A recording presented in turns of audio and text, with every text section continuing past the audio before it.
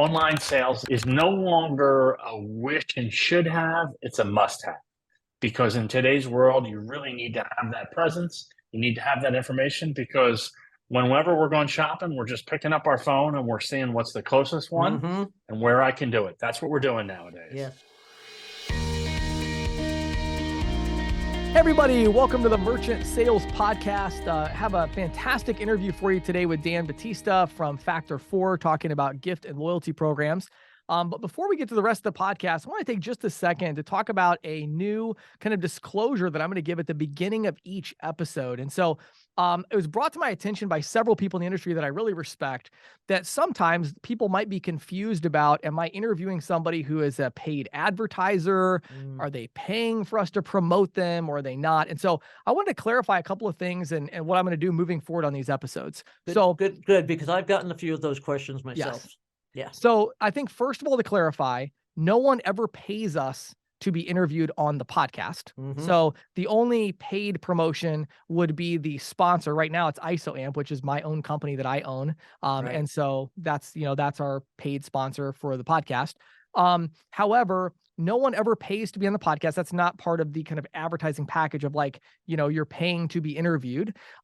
We just look for companies we think are awesome and people we think are interesting and have them on the podcast. However, I am moving forward going to say at the beginning of each episode whether or not the person that I'm interviewing is currently paying either myself or Patty for something, right? Consulting or other services. Right. Yes. And that way everybody is clear. Now, again, to me, I do separate these things, at least in my mind, they're so separated. It hasn't, in my mind, it hasn't been an issue because I understand, I have the advertising side and the publishing and all that where people pay. And I always say this content is sponsored by, this company. But, in the interview, I do occasionally interview someone who is paying us for advertising. I would say that's less than a fifth of the total interviews. I guess we'll find out as we move forward, but it's not maybe it's a small percentage. I know because I help you on the marketing side as well. So and so it's most of the interviews we do are not paid.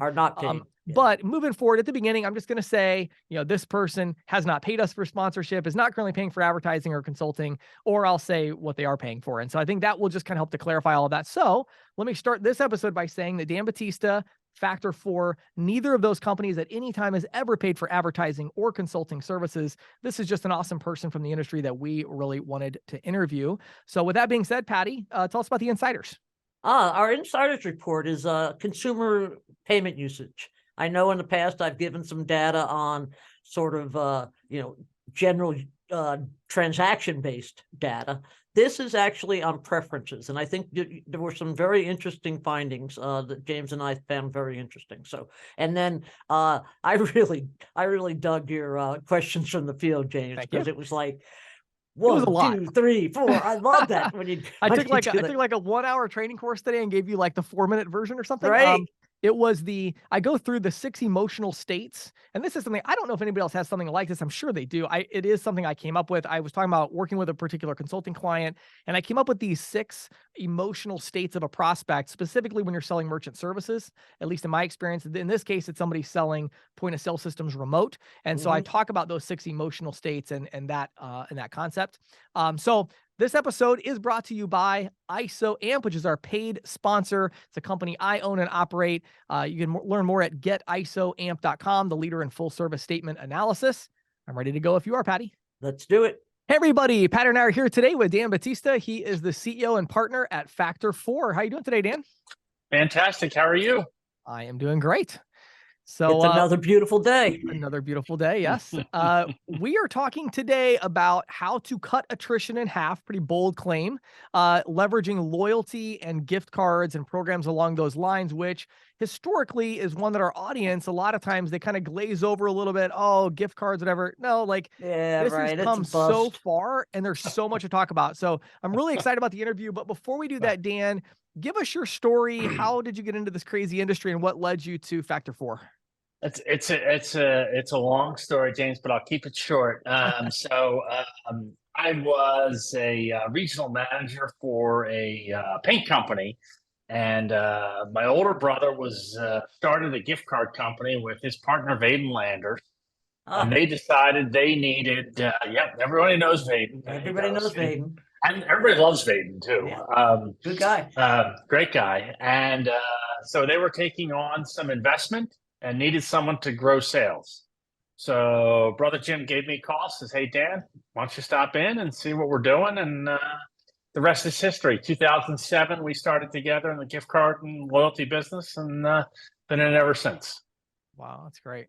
Wow, Yes. that's really cool. Actually, and I think it's the first I've ever heard of somebody jumping from paint to payments, but That's right. Much different. Much different. much different. Much different. Much different. That's But for sure. you've been there since 2007, so you pretty much, I would say, have a picture, a good view of the big picture.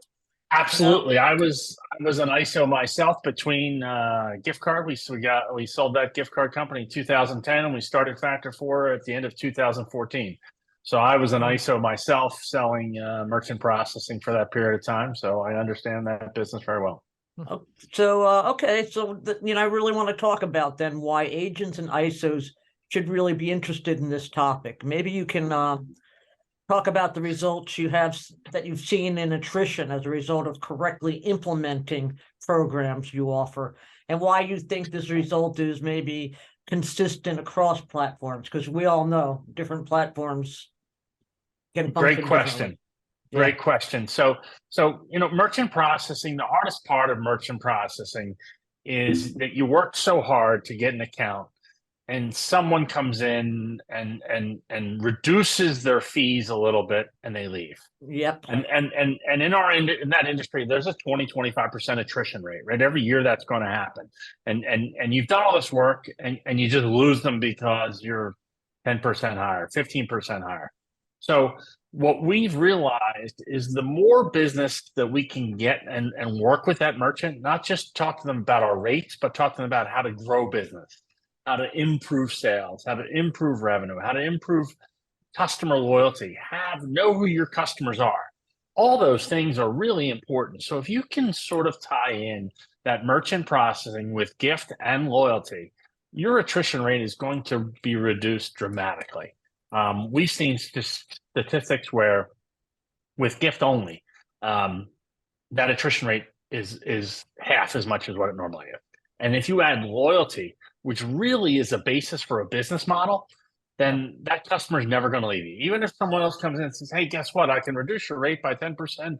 You're like, "Wait a minute, we're talking about loyalty. We're bringing customers to you. We're doing all those different things." Right. So it's just a whole different conversation, and it really changes the outlook of the merchant. Yeah, and I think one of the cool things about this, Dan, is in our industry, there's just not nearly enough conversation around lifetime value. Right. Right. It seems like every other industry that I work with or that I talk to is like, what's the lifetime value of the account? What's the lifetime value of the account? Sure. In our industry, I don't think anyone's ever told me what the lifetime value of their account is. No. It never comes up, and we'll have No, it's what's the spread on this account. That's right. exactly. And it's like, well, How it many doesn't matter basis if you're points? That's Right. right. right. And it's like if your spread is good and you've got a lot of basis points of margin for 7 months, that actually isn't that big of a deal versus like, hey, what if it's like 72 months? And so I think a lot of it's interesting, Dan, because this is such a big issue to me, because where it also ties in, and this is something where your brother Jim, I'm sure, is involved in this as well, is this idea of like this lifetime value conversation has such a big impact on capital. In our industry, we're so bad at capital. We're so bad at deploying capital to acquire accounts. And a lot of it is because of this kind of misunderstanding of we don't think through the lifetime value of the account. So we're not willing to make capital investments that are sufficient to acquire. And then that makes us vulnerable to all these competitors. Right. Yeah. Next thing you know, Exactly. Toast and others come in and say, "Are you people nuts in this industry? Like, we see the lifetime value. Sure, we'll spend $10,000 to get a point of sale account. We're going to make $1,000 a month for 87 months." So anyway, all right. So I wanted to start this off by, now that Patty set the stage of like why this should be interesting is it's attrition, it's lifetime value, right? Then the question is, why cross-platform, and talk about the importance, because there's obviously different processors have different platforms and things and different gifts and loyalty. Talk about the importance and why you decided to build Factor 4 to where it would work cross-platform. So when we took over this tech platform, we realized that there were really two key issues in our industry, in our piece of it. One was the customer service side, which we'll talk a little bit about it because we're going to talk a little bit about our competitors. Sure. But really the cross-platform, the integration piece.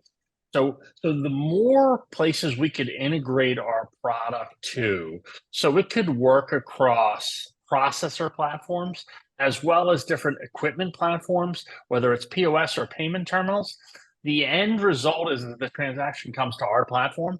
So we really don't care whether you've got a Valor terminal on Thesis or a Clover on FD or a Toast on someone else. All those transactions will work together. And that's what we've really built. So many of our competitors, as we get into this, only build one little island. What we did is build all the islands and connect them with bridges. So maybe you could get even more specific for our audience and talk about maybe some of the, you just mentioned a few right there, but talk about some of these platforms. So I think you mentioned Valor, you mentioned Clover. What about Pax, Ingenico? Are there others that come to mind that are kind of these key platforms that you integrate with? And James, great point. We integrate with 95% of the payment terminals that are out there. So Deja Vu, Pax, Ingenico, Valor, Clover, Point. We've got many different POS integrations as well, shopping cart integrations, online ordering integrations. Again, a product that wasn't around 2 or 3 years ago. Right. That's all of a sudden now around, right? You have to have it. And we're always doing more. We're doing specific market integrations. There's an integration to Club Ready, who's a gym software. We just integrated to DX2, which is simply a power sports management software for that vertical. So we're doing vertical integrations as well. So the more integrations we can do, the better off. We've got a full set of API documents, a full development team. So we work with those development groups to sort of connect the dots. Yeah, I like it. Because I think one of the issues I've seen as an example, agents a lot of times will have a multiple location merchant.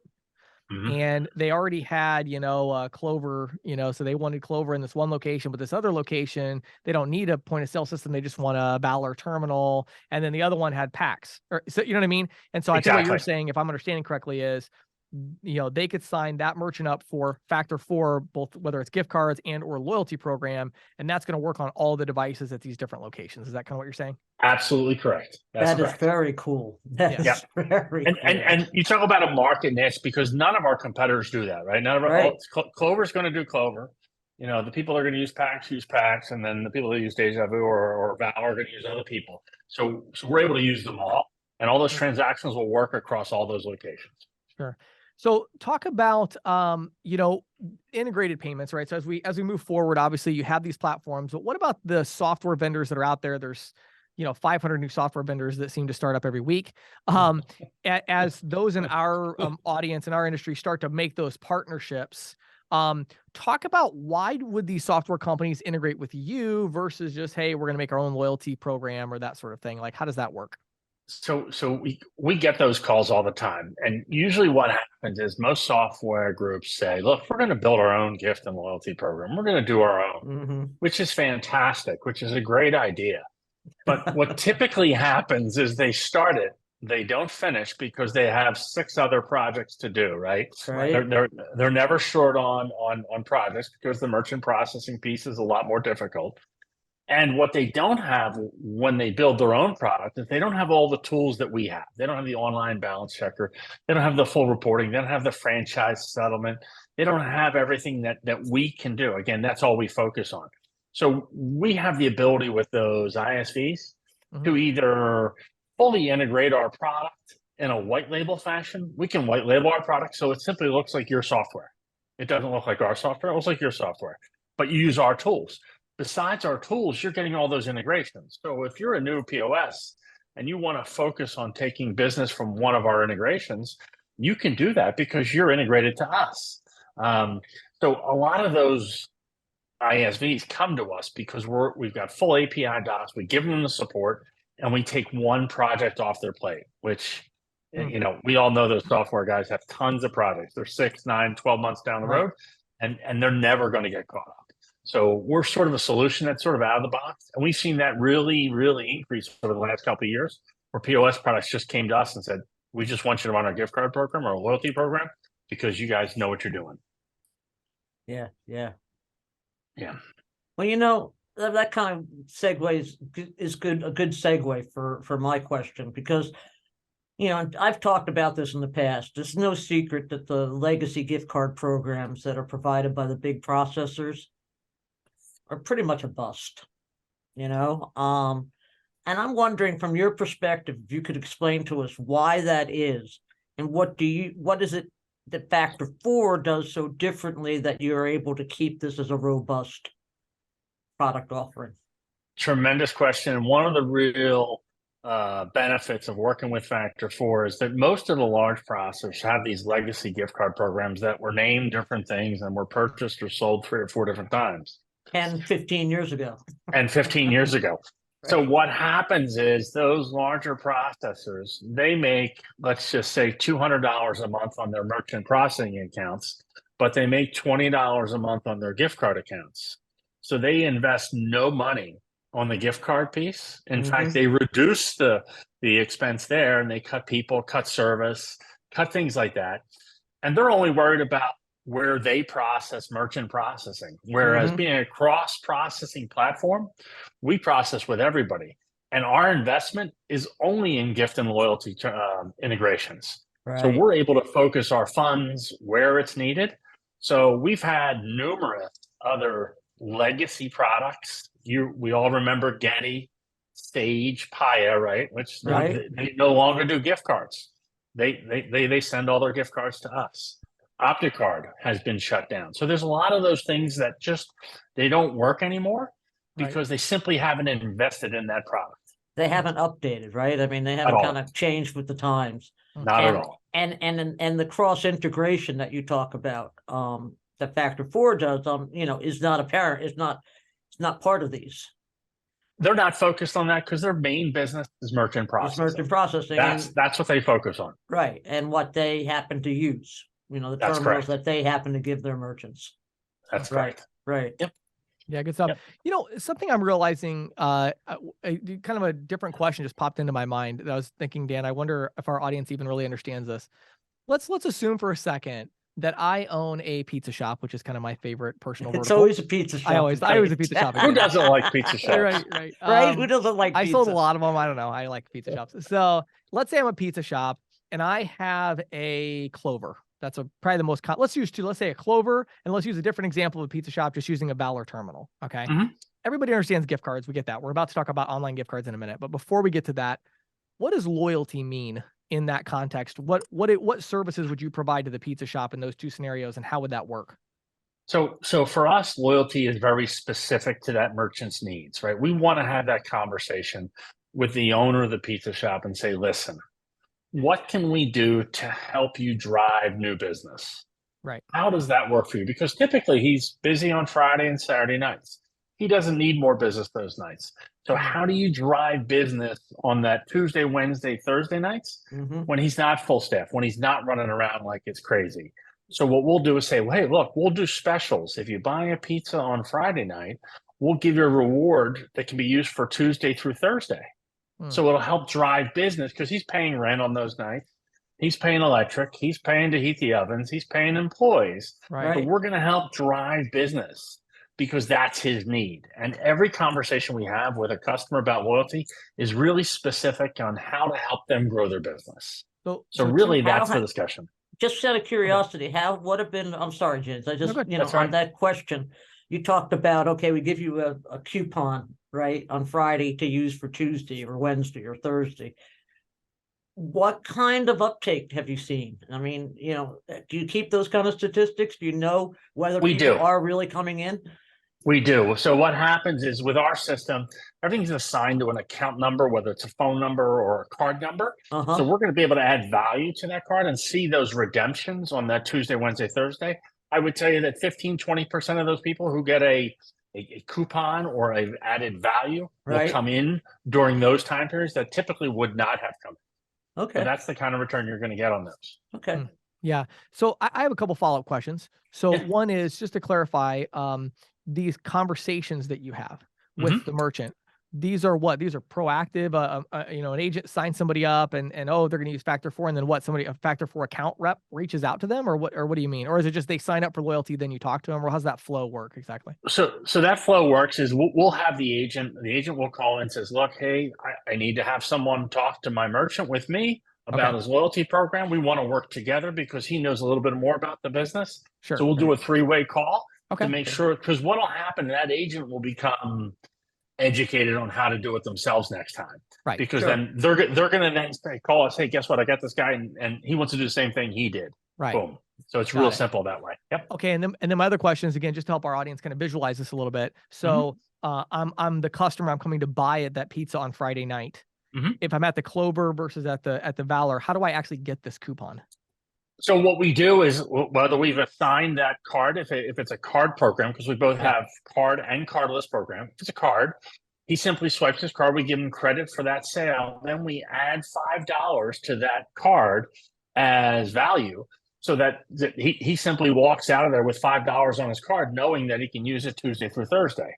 And the same thing will happen if he does cardless. He just gives his phone number, which he probably did when he ordered the pizza, and we've added $5 to that phone number so he can use it just for those nights. And we'll make sure our system notifies the customer, and then that value can only be used during those nights.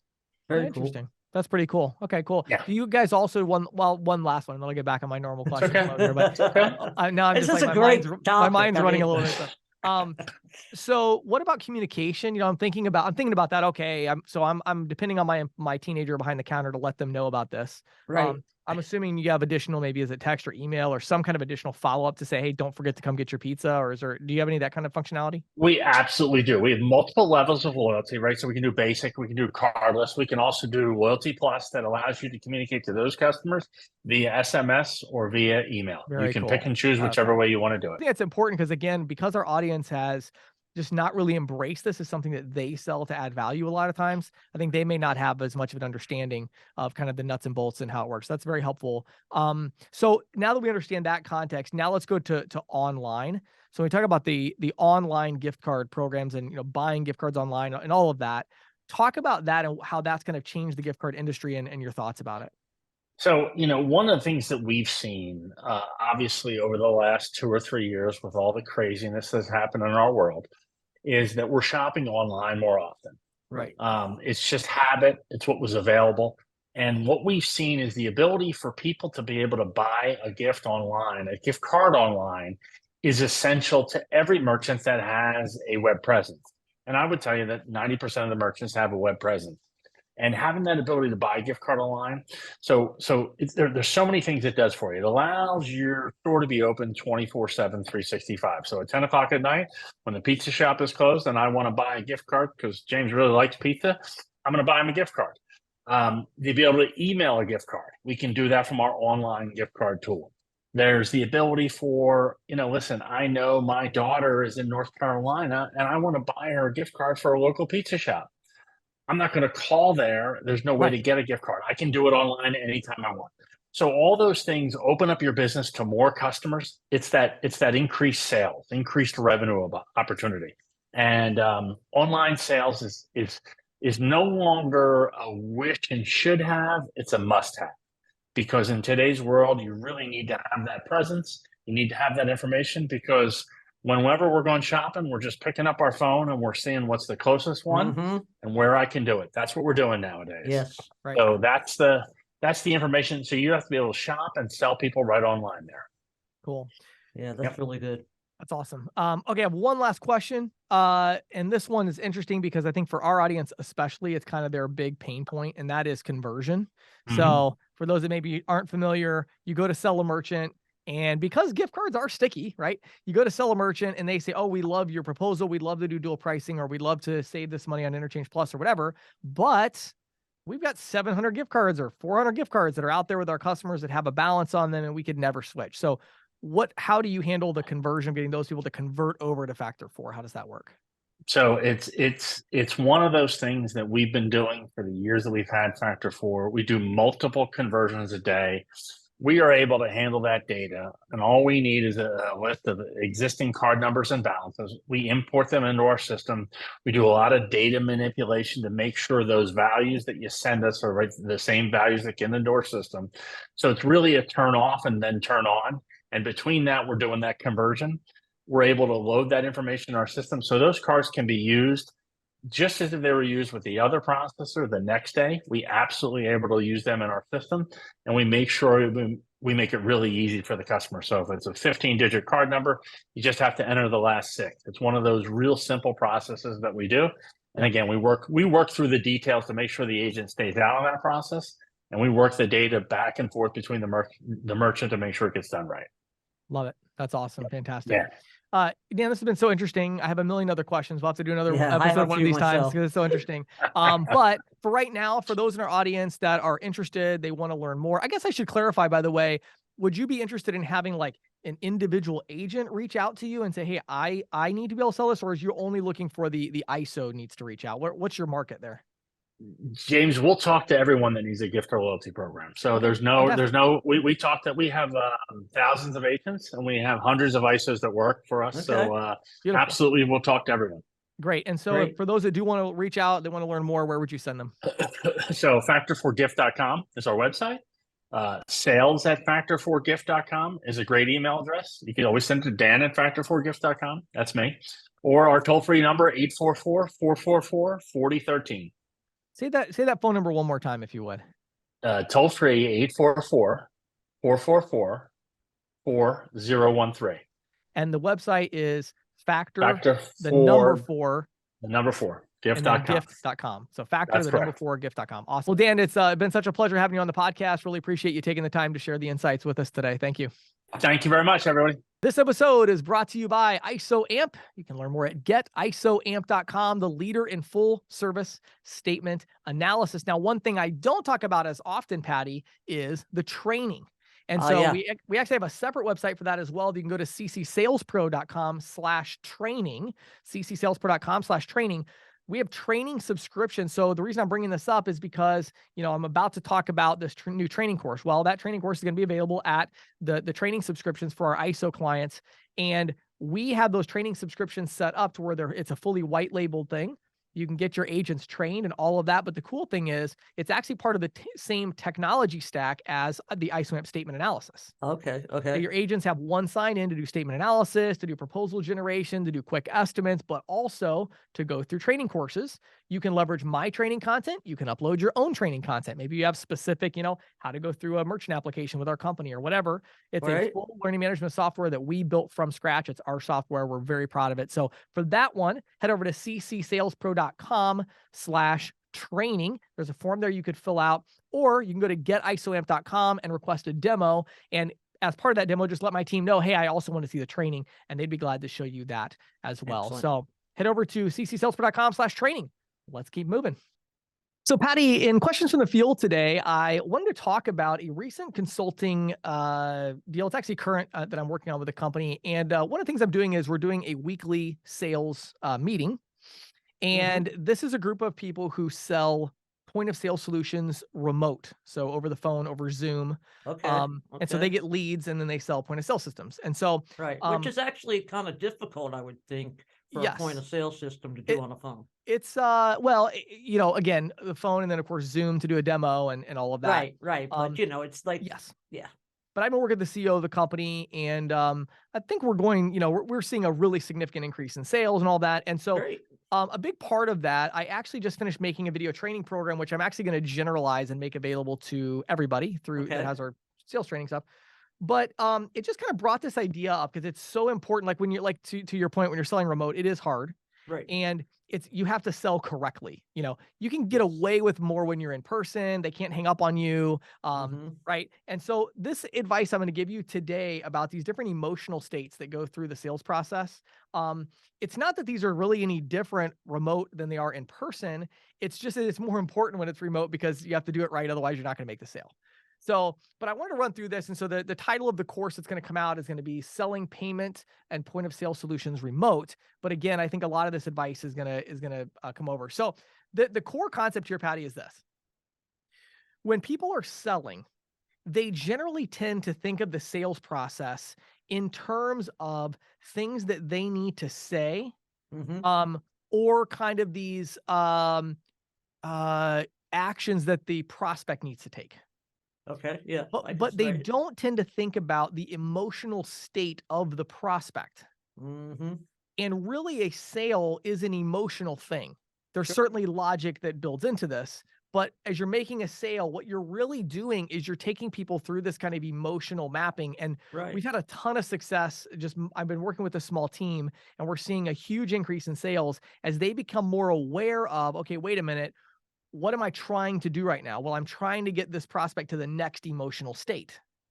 And so just being aware of that. And so again, I'll have the complete video course. I think it's about an hour long or something like that, but I'm going to give you like the 5-minute version right now. Okay. Great. Number one is urgency. So the first emotional state that we need to get the prospect into is the state of urgency. Now, the reason that's important is because if there's no urgency, then there's no purpose for the conversation. Right. Business owners are way too busy to have conversations that they could have later. Right. Now, sometimes the prospect comes in with the urgency already. You know, they have a problem, they have an issue that you got can to solve it. Yeah. Right. Sometimes they don't, and you have to get creative and explain to them why there is this urgency. And so these are statements that you make early on, but you need to make sure you have these statements at the beginning. I know so many salespeople that they never get the person to a state of urgency at all. And then they get to the end of the sales process and they wonder why they can't close. Well, the reason you're not closing is because they don't need to make a decision right now. It's not urgent. Right. Start with urgency, right? So there's maybe a special offer that you have. You're doing a free terminal placement or free Clover system until the end of the month or whatever. Or it could be an urgency of every day something is happening that's negative. So as an example, you're selling dual pricing to a restaurant. One of my favorite lines to use with a restaurant like this is to say something like, every day that goes by, 3% of your revenue, of the processing volume, 3% of that, every time somebody comes up to this counter, oh, see that person right there? They just rang up. You just lost money. Yeah. Every single time, all day, every day, until we get this implemented, you lose money. And that's what a lot of restaurant owners are realizing, which is why they become interested in dual pricing. So let me tell you what it is.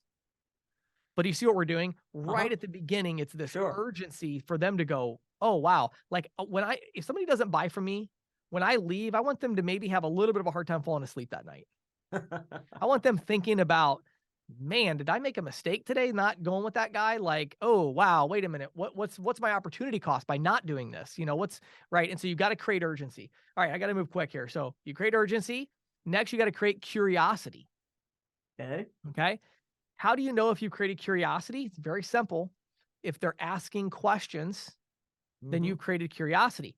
Again, here's the mistake. The mistake people make is early in the sales process, they think it's their job to tell the prospect everything about what they have to offer. That is not your job. In fact, that is often the worst thing that you can do. The best thing that you can do is pique their interest and get them to ask you questions. Right? And say, now our solution, for instance, again, I'll stick with the restaurant point of sale. So we offer a point of sale solution to restaurants, and obviously we have a lot of different features, but I'm just curious, what are some of the challenges that you have faced, and maybe some of the things with your current system that you've been thinking about and wishing you could upgrade or change a setting? Is there anything like that that comes to your mind? And they say, no, not really. Okay, what about table-side ordering? Is that something that you've implemented?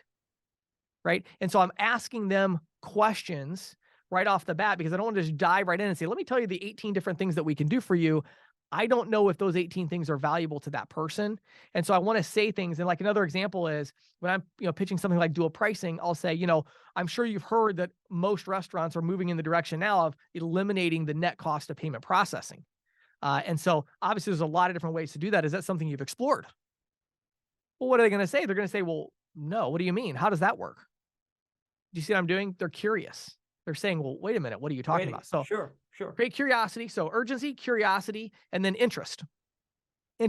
So interest is when you are able to ask them questions and they're able to ask you questions back, but it's gotten more specific. So curiosity is, that sounds really interesting to me, but I don't know specifically what you're talking about. So I'm just curious to learn more about it. Right. Interest is, that's a specific thing. Okay, wait a minute. So you're telling me that you could eliminate the processing fees, or you're telling me we could do table side ordering and increase our table turns.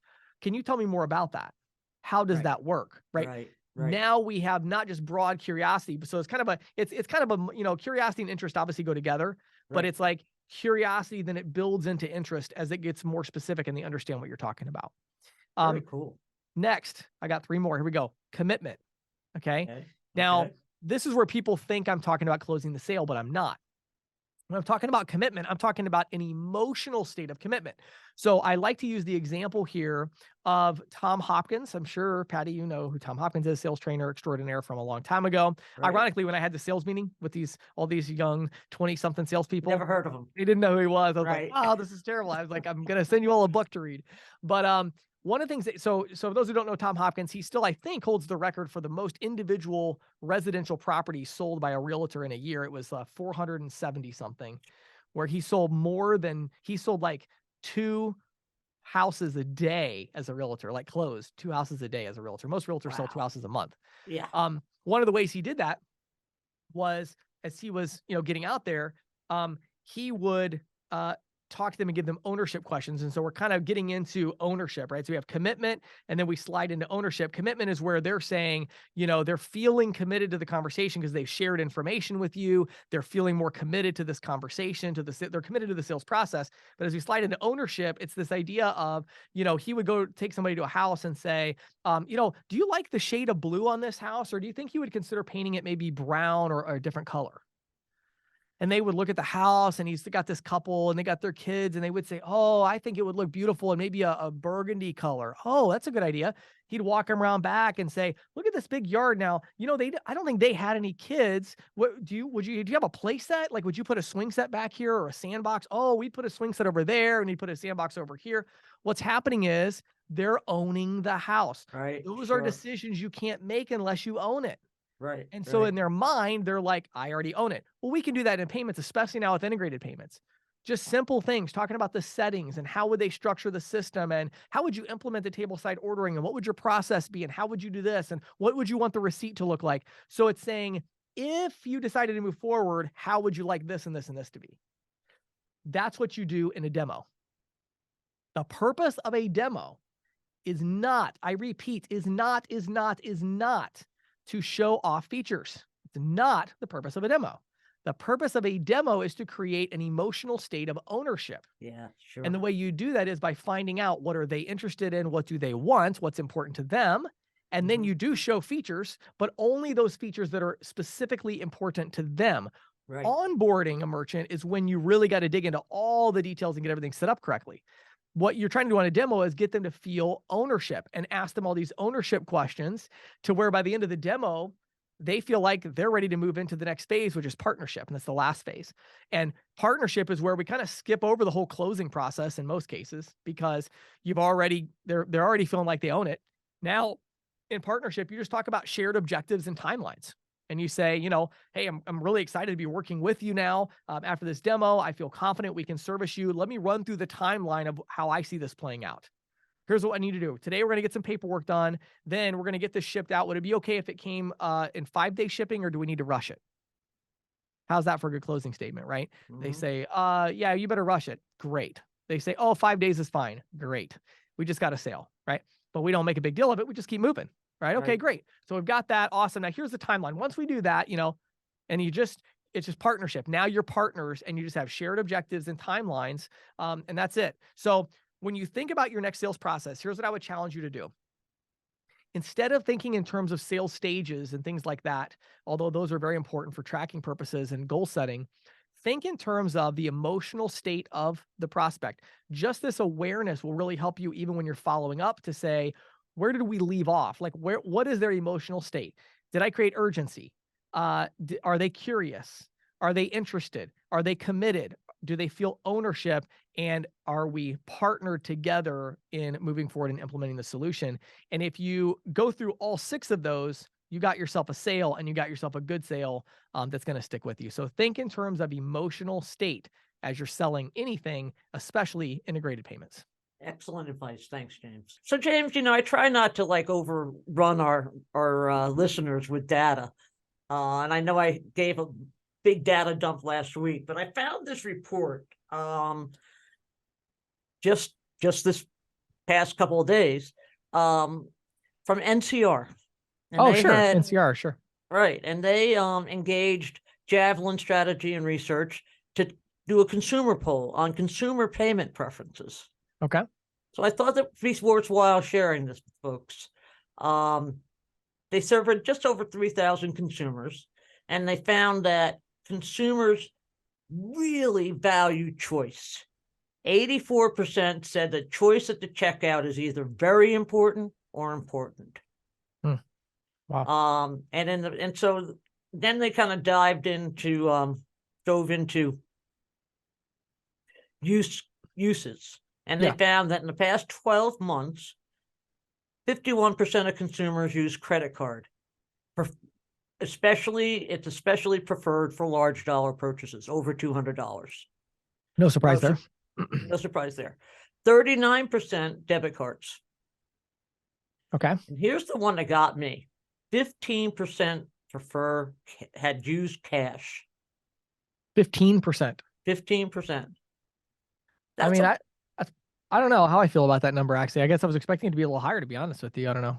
I don't know. I was expecting it to be closer to 10, given all the Gen X and Gen Zs and, Sure. all, but, I thought it was interesting, for example, with Gen Z, their preferred use in the last month or two, 92% had used debit cards, 87% had used credit cards, 83% had used cash. Wow. Now, I'm thinking the cash think about this. I was really wondering about this. Some of it may be like vending machines. Of course. Right. Mass transit. Tips. Chips. Yeah. So, in the grand scheme of things, I'm not convinced that that those 83% of purchases would add up to a whole lot of money. Right. Overall wallet share probably still very small. Right. Yeah. But here, they did ask why consumers like cash. And the top reasons were convenience, of course. Right. It's safe. It can't be hacked. No fees. Right. To control spending. And to protect their privacy. Wow. Interesting. Yeah. And those reasons are all valid reasons. They're going to be around for a long time. Long time. And 2/3 of consumers said they consider cash to be a fundamental option. Yeah. So forget the cashless society anytime soon. Yeah. Wow. Very and interesting, actually. The last thing I want to touch on was that the big hurdles for crypto. Okay. Just 13% of the consumers surveyed have ever owned crypto, and more likely than most are Gen Z and millennials.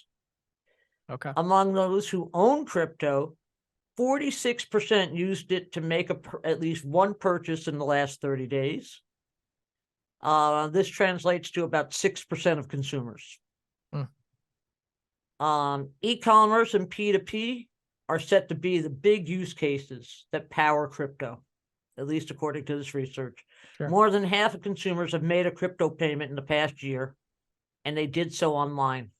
Yeah. Just 26% made in-store purchases with crypto, which That actually actually really surprises me. Yeah, I was going to say 26% is a lot. I'm like, That is really? a lot, right? Wow. I mean, okay.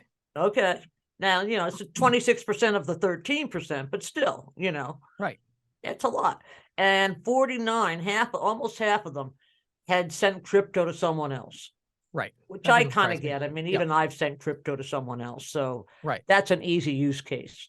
Yep. But the in-store, I was really struck by that because, I just did a major piece on crypto for the Green Sheet. Yep. And one of the things that was interesting to me is many, not all, but many of the people I had interviewed just 6 months previously who were gung-ho about rolling out their crypto solutions to the point of sale didn't want to be interviewed. Yeah. Yeah. I've had similar, I was looking for partners to do on the advertising side, with crypto acceptance. Right. And I totally struck out, meaning none of them really have the capital at this point that they want to put into advertising. Yeah. I'm not even sure they have the staff dedicated to it. I mean, a couple of these people, I would send to the staffer and get no response. Right. Exactly. Yeah. So, that's interesting. Huh. Yeah. I think it's really interesting. Good stats, Patty. As always, thanks for sharing. Sure thing.